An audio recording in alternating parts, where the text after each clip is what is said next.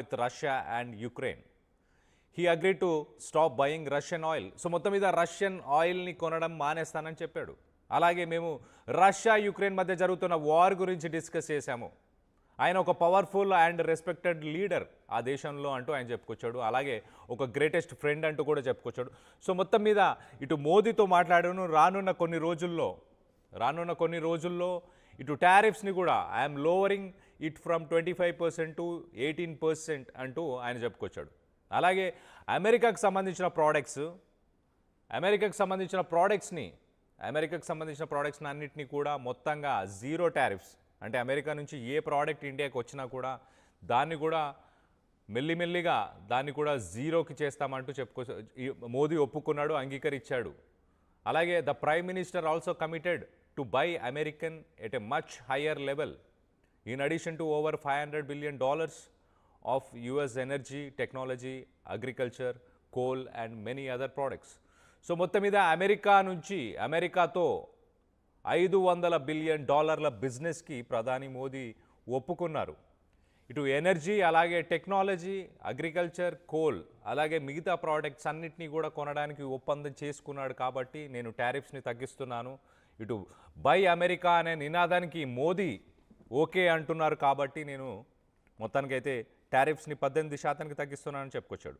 So ఈ 18%కి ప్రస్తుతానికి 50% ఉన్న టారిఫ్స్ కాస్త ఇటు 18%కి తగ్గడం వల్ల ఎలాంటి ఇండస్ట్రీస్ బెనిఫిట్ అవుతాయో మీకు చెప్పే ప్రయత్నం చేస్తా. ముందుగా ఒకసారి నరేంద్ర మోదీ, ఇటు ప్రధాని మోదీ కూడా ఇటు ట్వీట్ చేశారు. దాన్ని కూడా ఒకసారి చదివి వినిపించే ప్రయత్నం చేస్తా. Wonderful to speak with my dear friend president Trump today. Delighted that made in India products will now have a reduced tariff of 18%. So మొత్తంగా హ్యాపీగా ఉన్నాను, సంతోషంగా ఉన్నాను. ప్రస్తుతానికి ప్రెసిడెంట్ ట్రంప్ మాట్లాడి 18%కి తగ్గిస్తా అంటున్నాడు. ఇటు మేక్ ఇన్ ఇండియాలో తయారు చేసిన ప్రోడక్ట్స్ అన్ని కూడా. Big thanks to president Trump on behalf of 1.4 billion people. So మొత్తంగా భారతదేశంలో ఉన్న ప్రజల తరఫున ఇటు ప్రెసిడెంట్ ట్రంప్కి థ్యాంక్స్ చెప్తూ, అలాగే India for this wonderful announcement అంటూ చెప్పుకొచ్చారు. When two large economies and the world's largest democracies work together. ఇటు ఇండియా అలాగే అమెరికా రెండు లార్జెస్ట్ ఎకానమీస్, ప్రస్తుతానికి ఇవి రెండు కలిసి పనిచేయడం అనేది గొప్ప విషయం అంటూ కూడా ఆయన చెప్పుకొచ్చే ప్రయత్నం చేశాడు. సో మొత్తం మీద ఇటు 50% ఉన్న సుంకాలని ప్రస్తుతానికి 18%కి తగ్గించాడు. దీనివల్ల ఇండియాలో ఏం బెనిఫిట్ అవ్వబోతుంది, ఎవరెవరు బెనిఫిట్ అవ్వబోతున్నారో చెప్పే ప్రయత్నం చేస్తా. ఒకసారి మనం చూస్తే కనుక మొదటగా ఇటు టెక్స్టైల్స్ అండ్ యాపరెల్ అంటే ఇటు బంగ్లాదేశ్ నుంచి ప్రపంచ దేశాలకి బట్టలను తయారు చేసి బట్టలను కుట్టి అక్కడి నుంచి పంపించడం జరుగుతుంది. కానీ ఇప్పుడు దానికంటే తక్కువ ట్యాక్స్ ఇటు బంగ్లాదేశ్ మీద 19% టారిఫ్లు నడుస్తున్నాయి, భారత్ మీద 18% మాత్రమే. సో మొత్తంగా ఇటు 18% వల్ల ఇటు టెక్స్టైల్స్కి సంబంధించిన ఇండస్ట్రీ మొత్తానికి బెనిఫిట్ అయ్యే అవకాశం ఉంది. టెక్స్టైల్ ఇండస్ట్రీ మొదటగా బెనిఫిట్ అవుతుంది. నెక్స్ట్ సీ ఫుడ్, మన ప్రపంచ దేశాలతోని చేసే వ్యాపారంలో సీ ఫుడ్ ఒకటి. అమెరికాకి ఎక్కువ శాతం ఇటు తెలుగు రాష్ట్రాల నుంచి, మరి ముఖ్యంగా ఇటు ఆంధ్ర నుంచి సీ ఫుడ్ ఎక్కువ శాతం, చేపలు, అలాగే ఫిష్తో పాటు ప్రాన్స్ ఇవన్నీ కూడా ఎక్స్పోర్ట్ అవుతుంటాయి.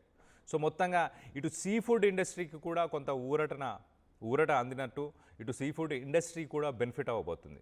దాంతోపాటు మిగతా ఇండస్ట్రీస్ ఒకసారి చూస్తే కనుక లెదర్ అండ్ ఫుట్వేర్కి సంబంధించి తమిళనాడు అలాగే ఉత్తరప్రదేశ్కి సంబంధించిన ఆగ్రాలో ఇండస్ట్రీస్ ఉన్నాయి. ఇటు లెదర్ అండ్ ఫుట్వేర్కి సంబంధించిన ఇండస్ట్రీ కూడా బెనిఫిట్ అవ్వబోతుంది. ఇటు ఆగ్రా అలాగే ఇటు తమిళనాడు నుంచి ఆ ఇండస్ట్రీకి సంబంధించిన వాళ్ళందరికీ కూడా ఈ టారిఫ్స్ వల్ల ఊరట లభించబోతుంది, కొంత ప్రాఫిట్స్లోకి వెళ్ళే అవకాశం ఉంది.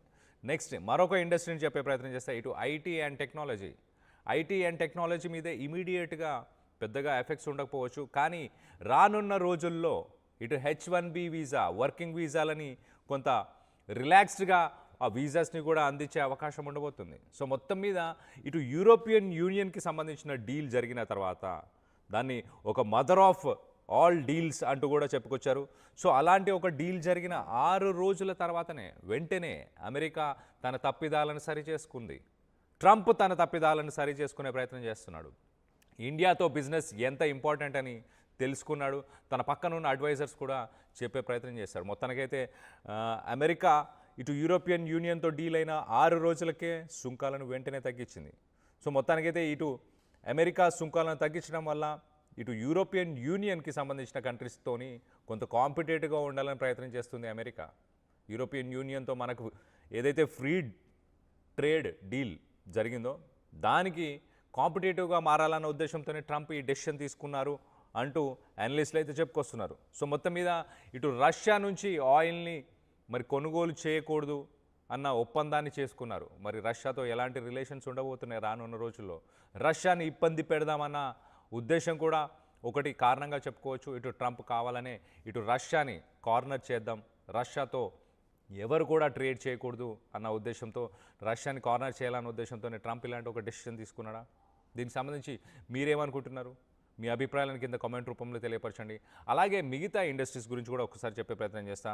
మరీ ముఖ్యంగా మనం చూస్తే ఇటు సీ ఫుడ్ మొత్తంగా ఎక్స్పోర్ట్ వాల్యూ ఇండియా నుంచి ప్రపంచ దేశాలకి ఎక్స్పోర్ట్ అయ్యే వాల్యూ ఒకసారి మనం చూస్తే కనుక $7.38 బిలియన్, ప్రతి సంవత్సరం $7.38 బిలియన్. ఇప్పుడు ప్రస్తుతానికి 18% టారిఫ్స్ ఇటు 50% నుంచి 18% తగ్గించిన తర్వాత ఫైనాన్షియల్ ఇయర్ 2026-2027కు గాను 10% గ్రోత్ రేట్ని ఎక్స్పెక్ట్ చేస్తున్నారు ప్రస్తుతానికి. సో అలాగే బిజినెస్ ఇంపాక్ట్స్ ఒకసారి మనం చూస్తే కనుక ఇటు మొత్తంగా భారతదేశం మొత్తంగా ఎక్స్పోర్ట్స్ నుంచి సీ ఫుడ్కి సంబంధించిన ఎక్స్పోర్ట్స్ నుంచి 35%, 35% ఆంధ్రప్రదేశ్ నుంచే ఎక్స్పోర్ట్ అవుతుంటాయి. అమెరికాకి ఎక్స్పోర్ట్ అయ్యే సీ ఫుడ్లో 35% ఆంధ్రప్రదేశ్, ఇండియా మొత్తం నుంచి 35%, ఆంధ్రప్రదేశ్ మొత్తంగా 35% ఎక్స్పోర్ట్స్ జరుగుతుంటాయి. సో ఎస్టిమేటెడ్ వాల్యుయేషన్ ఒకసారి మనం చూస్తే కనుక ఈ రంగంలో దాదాపు ఇండియాలో 2.8 కోట్ల జనాభా దీనిపై ఆధారపడి ఉంటారు, ఈ sea food exports and imports బిజినెస్కి సంబంధించి. అలాగే ఈ ప్రాన్స్ ఫార్మింగ్ కావచ్చు, ఈ ఫిష్ ఫార్మింగ్ కావచ్చు, వీటన్నిటికి సంబంధించి 2.8 కోట్ల ప్రజలు దీనిపై డిపెండ్ అయి ఉన్నారు. నెక్స్ట్ ఇటు లెదర్ అండ్ ఫుడ్ ఇండస్ట్రీ గురించి కూడా మీకు ఒకసారి చెప్పే ప్రయత్నం చేస్తా. ఇటు లెదర్ ఇండస్ట్రీ ఒకసారి మనం చూస్తే కనుక $6.7 బిలియన్, అంటే సుమారు 56,000 కోట్ల బిజినెస్ జరుగుతుంటుంది. 56,000 కోట్ల బిజినెస్ ఇటు అమెరికాతో ఇండియాకి జరుగుతుంటుంది. ఎక్కువ శాతం ఈ లెదర్ అండ్ ఫుడ్ ఇండస్ట్రీ ఉత్తరప్రదేశ్లోని ఆగ్రా, అలాగే ఇటు తమిళనాడు, ఈ 2 రాష్ట్రాల నుంచే ఈ మేజర్ ఇండస్ట్రీస్ అని చెప్పుకోవచ్చు. సో ఈ ఇండస్ట్రీకి కూడా కొంత ఊరట లభించబోతుంది రానున్న రోజుల్లో. దీంట్లో ఎంత బెనిఫిట్స్ అవ్వబోతున్నాయో ఒకసారి మనం చెప్పే ప్రయత్నం చేస్తాం మీకు. ఒకసారి మనం చూస్తే తమిళనాడులోని అంబూర్ నుంచి అలాగే ఆగ్రా నుంచి దాదాపు 50 ఫ్యాక్టరీలు ఉన్నాయి. ఈ 50 ఫ్యాక్టరీస్ నుంచి ఈ బిజినెస్ పురోగతి చెందే అవకాశం ఉంది, ప్రోగ్రెస్ అయ్యే అవకాశం ఉంది రానున్న రోజుల్లో. దీంట్లో కూడా ఒక 56,000 crores బిజినెస్, $6.7 బిలియన్ బిజినెస్, ఈ బిజినెస్ కూడా బెనిఫిట్ అయ్యే అవకాశం ఉంది. అలాగే నెక్స్ట్ ఒకసారి టెక్నాలజీ వైస్ ఒకసారి మనం చూస్తే కనుక స్మార్ట్ ఫోన్స్ బూమ్ అయ్యే అవకాశం ఉంది. ఇటు ఐఫోన్స్ కానీ మిగతా ప్రోడక్ట్స్, ఇటు అమెరికా నుంచి మనం ఇంపోర్ట్ చేసుకునే మిగతా ప్రోడక్ట్స్ అన్నీ కూడా ఇటు టెక్నాలజీకి సంబంధించిన స్మార్ట్ ఫోన్ షిప్మెంట్స్, ఈ ఇండస్ట్రీ ఒకసారి చూస్తే మొత్తంగా $16.7 బిలియన్, దాదాపు 1,50,000 కోట్లు, 1,50,000 కోట్ల బిజినెస్ జరుగుతుంటుంది.